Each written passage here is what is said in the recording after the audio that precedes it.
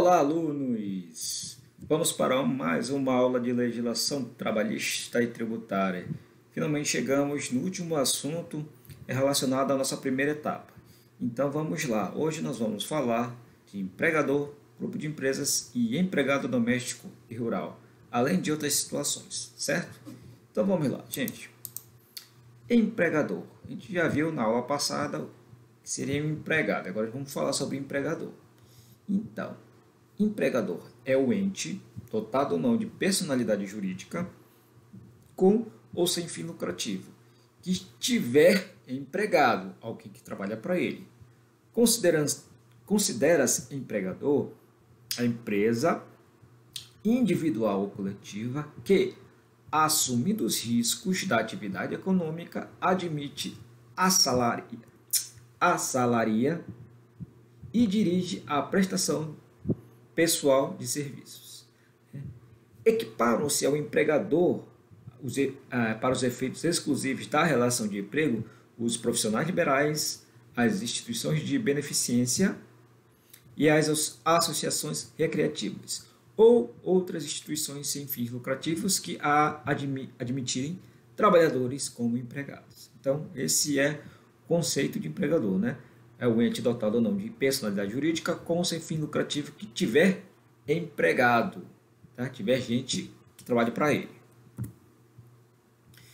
O empregador ele tem alguns poderes que se sobrecaem sobre o empregado. O primeiro poder do empregador é o poder de direção. O que significa? É a faculdade atribuída ao empregador de determinar o modo de como será a atividade do empregado, em decorrência do contrato de trabalho que deve ser exercido. Então, o empregador ele dá a direção. O que o empregado tem que fazer, né? Então, ele é faculdade atribuída ao empregador, quer dizer, é da atribuição dele. Falar como é o modo, como será o trabalho do empregado.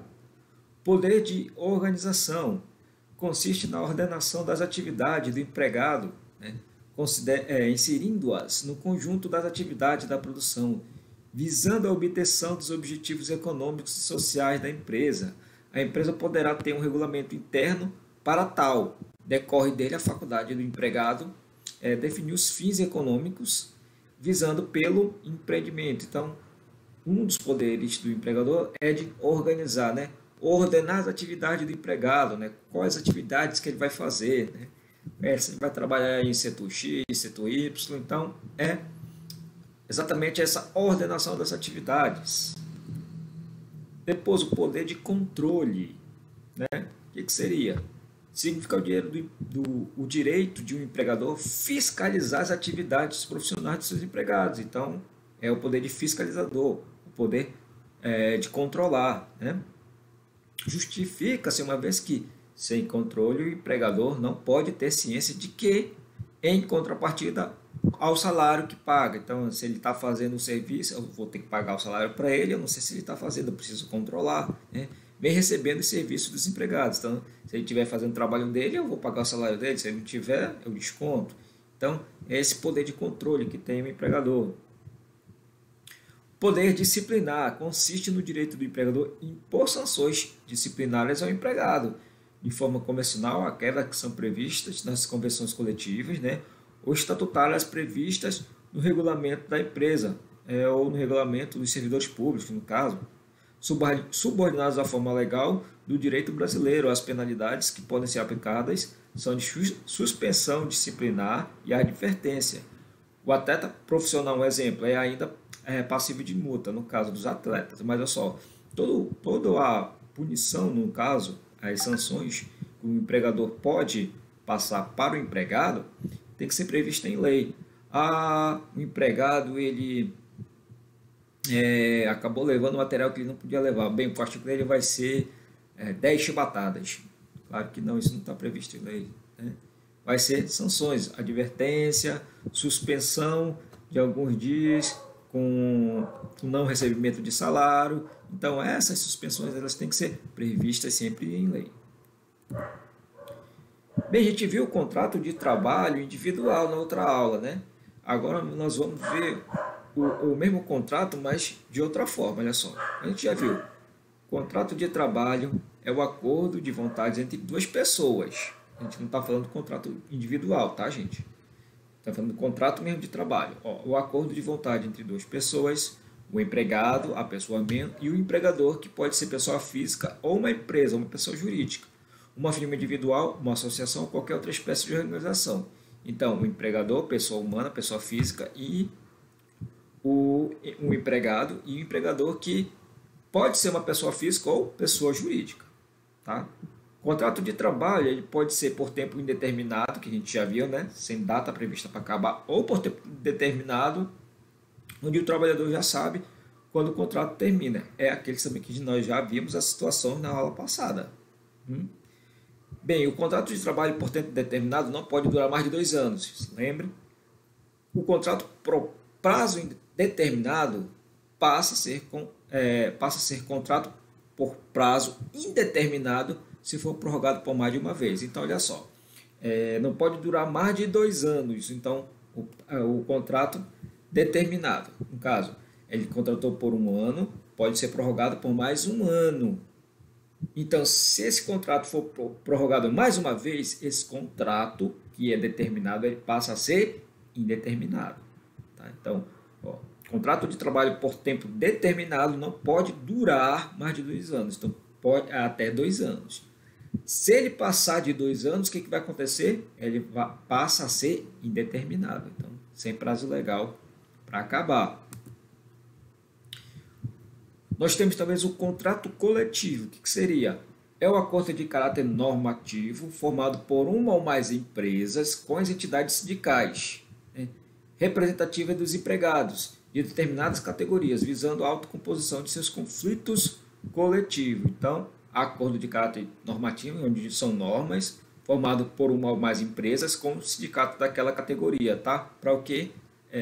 Visando a autocomposição, a organização, né? Ali trabalhar os conflitos que possam acontecer entre empresas e aquele sindicato.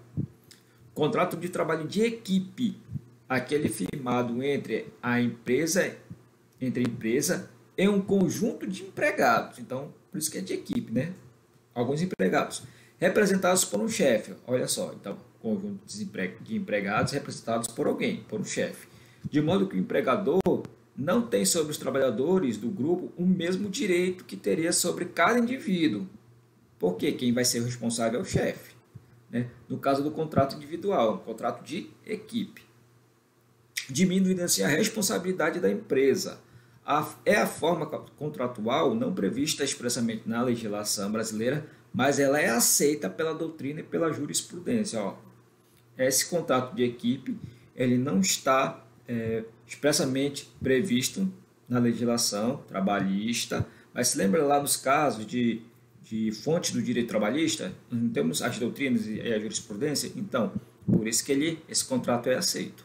Tá? Então, equipe firmado entre uma empresa com um conjunto de empregados que são chefiados por um chefe, por um responsável.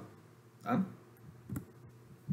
Contrato de trabalho e contrato de sociedade. Aqui a gente vai falar para a diferença, tá? Mas o foco aqui é o contrato de sociedade. Olha só. No contrato de trabalho, ele está falando da diferença entre todos, mas vamos firmando o contrato de sociedade. No contrato de trabalho, existe sempre a troca de prestação entre o empregado e o empregador, né? Sendo o primeiro subordinado ao segundo. No contrato de sociedade, há trabalho comum. Também a intenção comum dos sócios de compartilhar os lucros e assumir as perdas e os riscos do empreendimento. É o efeito societatis. Tá? Inexistindo, além disso, qualquer vínculo de subordinação entre os sócios. Então, quando falar de contrato de sociedade, eu estou contratando alguém não para trabalhar para mim, mas para trabalhar comigo, trabalhando junto, né, naquela empresa, que vamos correr os riscos de ganhar, de ter lucro e de perder se a empresa não for bem. Então, essa é a diferença, né? Não tem subordinado um ao outro, né? Os dois ali, contrato de sociedade, os dois ali trabalham juntos, certo? Contrato de trabalho e contrato de empreitada, é sempre fazendo a diferença entre os dois contratos, tá? Então, no contrato de trabalho, existe o vínculo jurídico de subordinação, né? Um manda no outro, né? O patrão manda no empregado, sendo que o empregado supervisionado pelo empregador. Seu objeto é fundamentalmente o trabalho subordinado. Ele está falando do objeto do trabalho lá. No contrato de empreitada, olha só, a execução do trabalho não é dirigida e nem fiscalizada de modo contínuo pelo contratante. Seu objeto é o resultado do trabalho, porque é assim, o contrato de empreitada, qual é o objeto? Não é o patrão está fiscalizando o serviço, mas o resultado final do trabalho. Então, é construído para você, é uma empresa contratada para construir uma escola. Então, a empresa, quem vai se responsabilizar é aquela empresa que foi contratada para construir a escola, né? O produto final é o resultado, é a escola. Então, o objeto é o resultado do trabalho. Não, no caso, o trabalho sendo supervisionado por alguém, pelo empregador. Tá? Então, essa é a diferença, né? Como sendo, existe um vínculo jurídico sobre a organização do contrato de trabalho, sendo empregado, supervisionado pelo empregador. Seu objeto, fundamentalmente, é o quê? Que é o trabalho subordinado. O objeto do empregado é o trabalho subordinado. No empreitada, não. A execução do trabalho não é dirigida nem fiscalizada de modo contínuo, quer dizer que ele não vai ficar fiscalizando, né? Utilizando dos poderes dele, no caso. No caso do contrato de empreitada, o objeto é o resultado do trabalho, é o objeto final. O resultado final é o trabalho já feito. Contrato de experiência, né? Denomina assim aquele destinado a permitir que o empregador, durante um certo tempo, verifique as aptidões do empregado, tendo em vista a sua contratação por prazo indeterminado. Tá? Então, o contrato de experiência do tipo é tipo um teste, né? Por isso, não pode durar mais de 180 dias e podendo ser prorrogado por mais 90 dias. Gente, não é assim, ó, são 180 dias, então não pode durar mais de 180 dias. Então, normalmente, o contrato de trabalho é contrato por 90 dias, que são 3 meses. Esse contrato de experiência ele pode ser perdurar, pode ser prorrogado por mais 90 dias, ou por mais 30 dias, ou por mais 60 dias, a partir dos primeiros 90 dias iniciais. Ele só não pode ultrapassar 180 dias, certo? Então, agora vamos falar um pouquinho sobre essa sucessão de empregador. O que seria isso? Então, a sucessão de empregador significa mudança da propriedade da empresa. Designa todo o acontecimento em virtude do qual uma empresa é absorvida por outra empresa. Então, é a absorção de uma empresa por outra. Ocorre nos casos de incorporação, transformação e fusão, como já acontece com as grandes empresas, né? As alterações relativas à pessoa do empresário não afetam o contrato do trabalho. O novo proprietário em todas as obrigações do primeiro, desenvolvendo-se normalmente o contrato do trabalho sem qualquer prejuízo ao trabalhador. Então, o que ele está falando aí? Ó? Que toda essa modificação, né, entende-se que por ela, toda modificação em sua forma ou modo de constituir-se, ficam preservados os direitos dos trabalhadores. A consolidação das leis trabalhistas, que é a CLT, estabelece o princípio da continuidade do vínculo jurídico trabalhista, declarando que as alterações da estrutura jurídica e da sucessão de empresas em nada afetará. Então, o que ele está falando quando ele coloca tudo isso no texto aí? Que quando uma empresa incorpora a outra, o empregador ele deve manter todos os direitos dos empregados que eram da outra empresa, antes de ela ser assumida, antes de ela ser incorporada. Então, os trabalhadores eles não perdem os seus direitos, apesar de, no caso, serem incorporados por outra empresa, tá bom?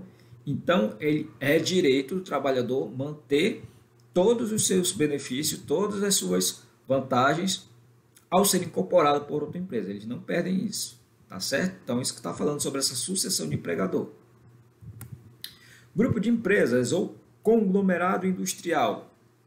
Então, é um conjunto de empresas que dependem de uma mesma empresa matriz. Então, conglomerado e grupo de empresas é a mesma coisa. Tá? O que é? Um grupo de empresas, várias empresas que dependem de uma mesma matriz. Os conglomerados são muitas vezes grandes multinacionais, sendo uma forma de oligopólio, na qual várias empresas que atuam em um setor, como uma holding, né? E um exemplo são as grandes corporações que dominam desde a extração da matéria-prima como o transporte do seu produto já industrializado, né? As multinacionais, Coca-Cola, temos aqui até as empresas nacionais, Boticário, né? Natura, então pode dizer que são ali um grupo de empresas, são conglomerados industriais. Bem, eu vou fazer um grupo de empresas, um conglomerado e tal, eu preciso saber as vantagens e as desvantagens delas. Então, quais são as vantagens desse grupo de empresas?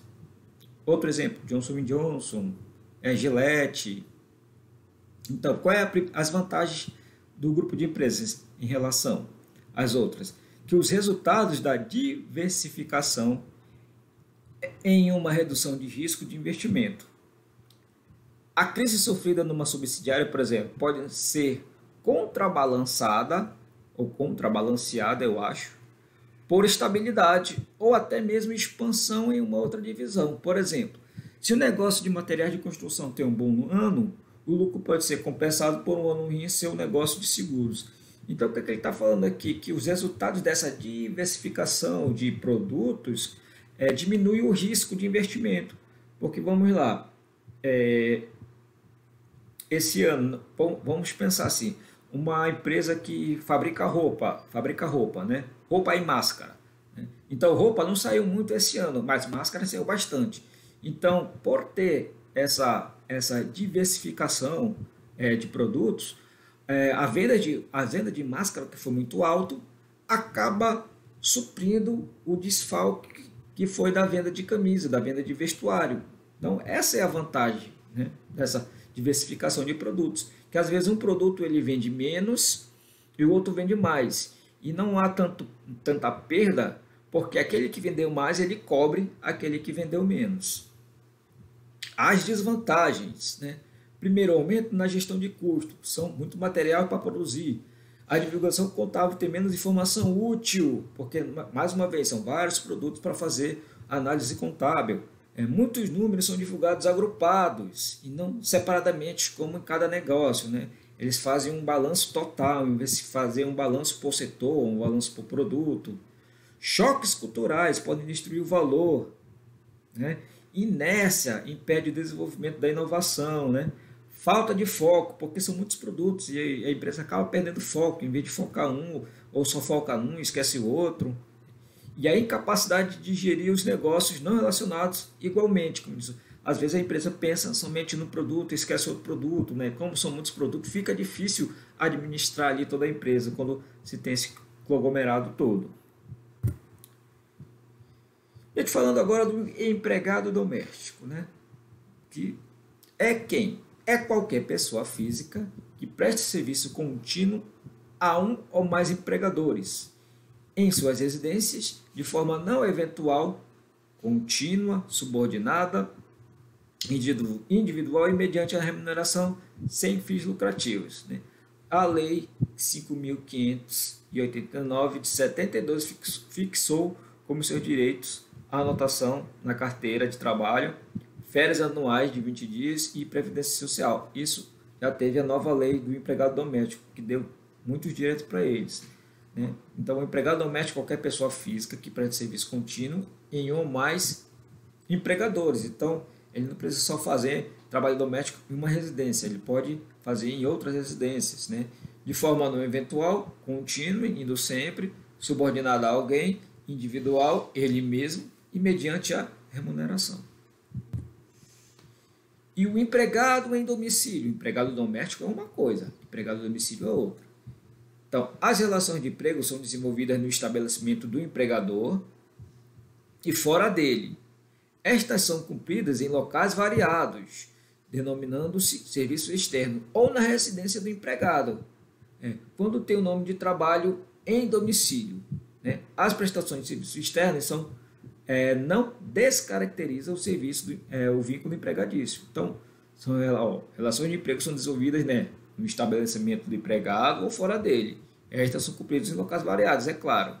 Então, são serviços externos.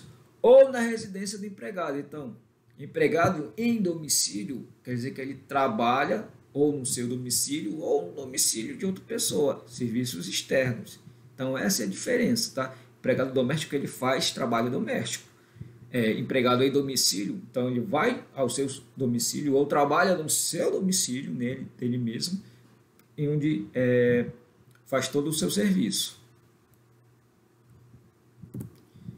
Gente, e o último é o empregado rural. Empregado e empregador rural. Primeiro, empregado rural. Trabalhador, pessoa física, que presta serviços em propriedade rural, continuamente, não é eventual. Então, é aquele que não vai de vez em quando. Então, não pode entrar naquele do sazonal, né?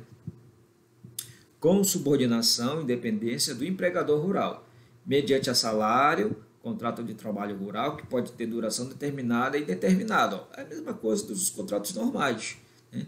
São admitidos contratos de safra, aqueles que a gente viu, né, que são dos períodos, e os seus direitos que já eram praticamente igualados aos trabalhadores urbanos, certo?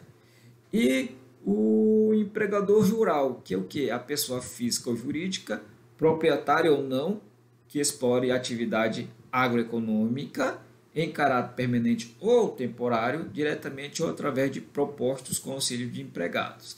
Então, essa é a definição do empregado rural, do empregador rural, tá? Empregado rural, trabalhador, pessoa física. Empregador rural é pessoa física ou jurídica, proprietário ou não, certo? Então, gente, essa aula fecha o nosso ciclo da primeira etapa. Faça as atividades que estão na apostila e até a nossa próxima aula. Tchau!